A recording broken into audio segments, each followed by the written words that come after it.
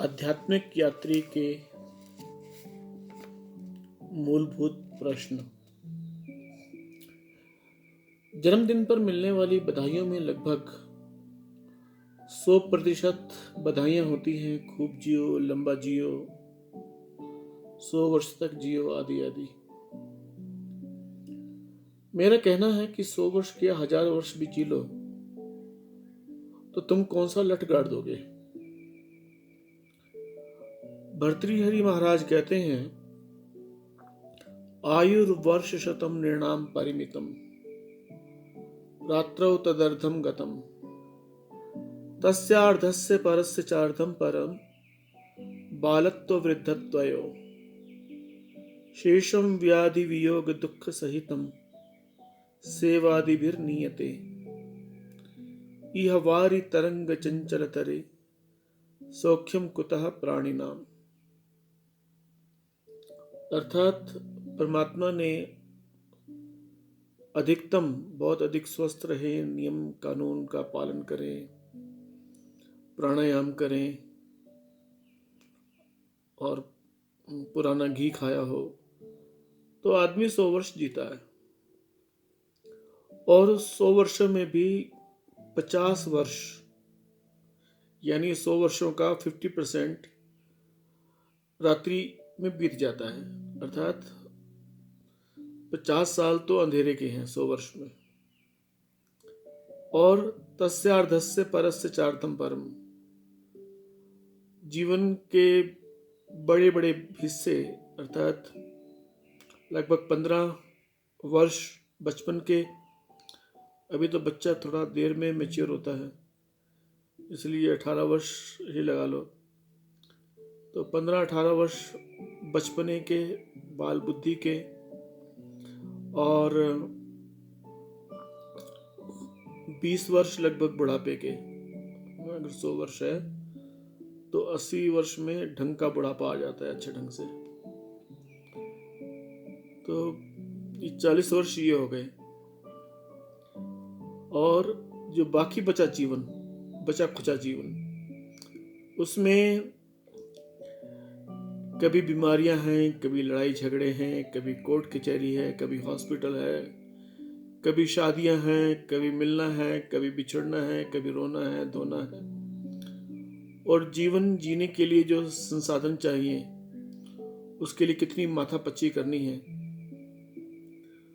तो जो बाकी का बचा खुचा जीवन है वो इसमें ही बीत जाता है, संघर्षों में। तो मनुष्य जीता कहाँ है, उसको जीवन मिलता कहाँ है, जीने के लिए टाइम मिलता कहाँ है।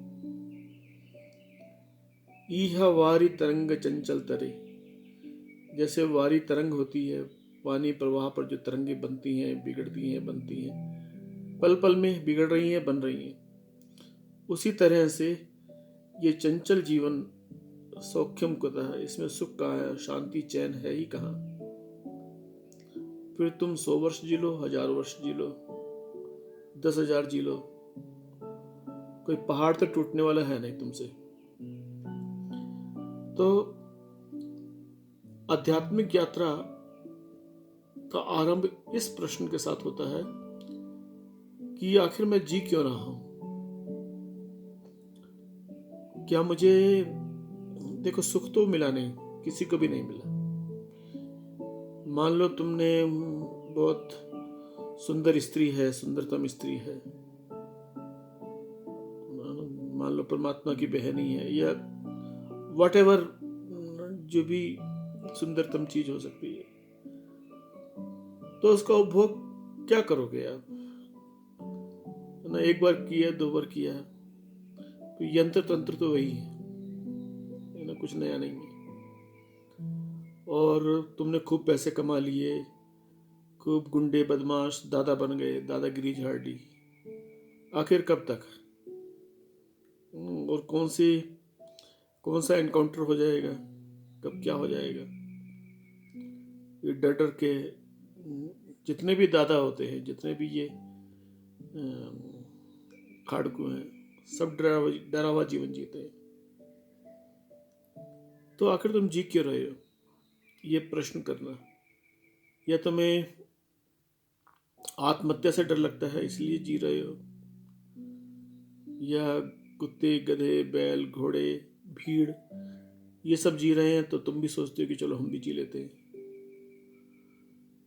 तो ये हमेशा सोचना, इस पर हमेशा चिंतन करना कि आखिर क्यों जिया जाए। और ये बात भी सत्य है कि जीने के लिए रोटी चाहिए, मकान चाहिए, संसाधन चाहिए, उसके लिए तो मेहनत करनी ही है।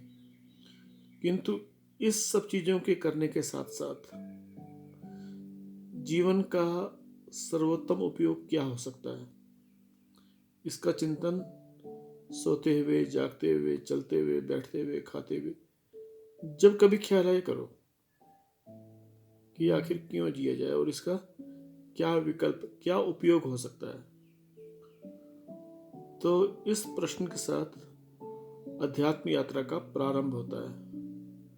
अगर ये प्रश्न आपको सताने लगा है ना, आपको उकसाने लगा है, आपके अंदर कुतूहल पैदा करने लगा है कि आखिर ये सब क्या है, तो आपकी आध्यात्मिक यात्रा प्रारंभ हो चुकी है। तो इस प्रकार से प्रतिदिन थोड़ा थोड़ा आध्यात्मिक यात्रा की ओर चलेंगे। और आप भी अपने प्रश्न, सुझाव दें इस विषय में, तो बड़ा आनंद रहेगा।